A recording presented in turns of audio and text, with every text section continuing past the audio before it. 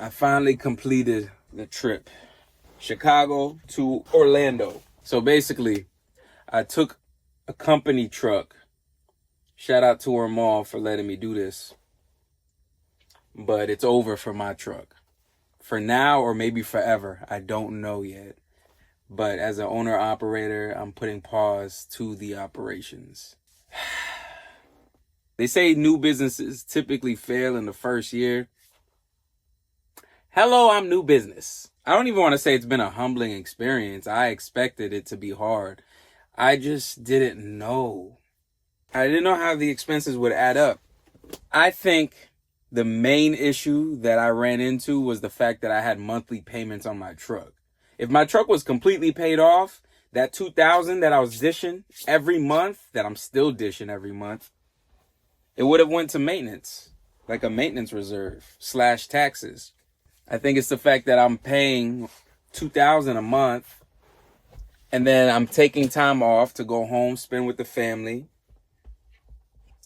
which you don't get paid when you're off. Can't find a driver, so the truck is just sitting, and I had $600 fixed expenses every week, which included $250 trailer rental, $50 insurance for the trailer rental, and $385 cargo insurance every week. Now, if I'm not driving and I come back on the road, I'm negative $700 off top. And average, I would probably gross like 6 to 8K. And after 15% taken off for dispatch and factoring, and then also fuel taken out, I would probably average taking home anywhere from like 2,000 to 3,000, let's say. So let's just say 2,500 I'm bringing home each week, right? And I'm working 3 weeks a month because I want to go home for at least a week. Can I see my family one week? Can I? And I ain't even gonna say that was the average. There would be many months during the past 10 months where I would work a whole month and then I'd go home for a week, 5 days, 10 days, whatever it would be. But I didn't know until like 3-4 months into being an owner op. When I'm looking at the numbers, I'm like, why am I losing so much money? Oh, because when I'm home, that's $700 off top plus the $2,500 that I'm not getting. You know what I mean? I'm not making any bread, and I come back on the road down $700.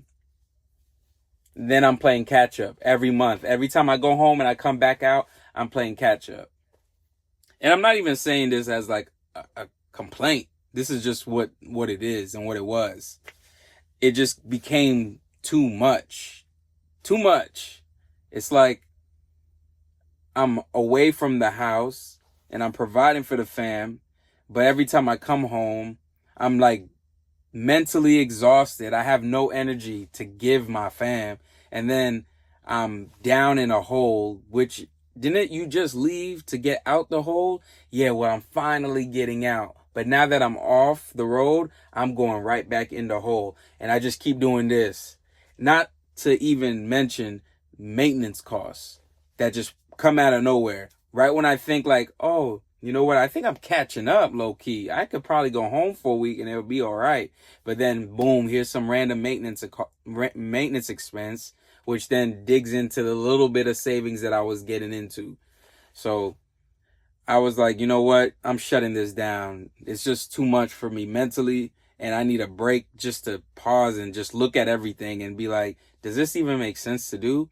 So I'm leaving my truck at my parents', where I'll just make the monthly payments.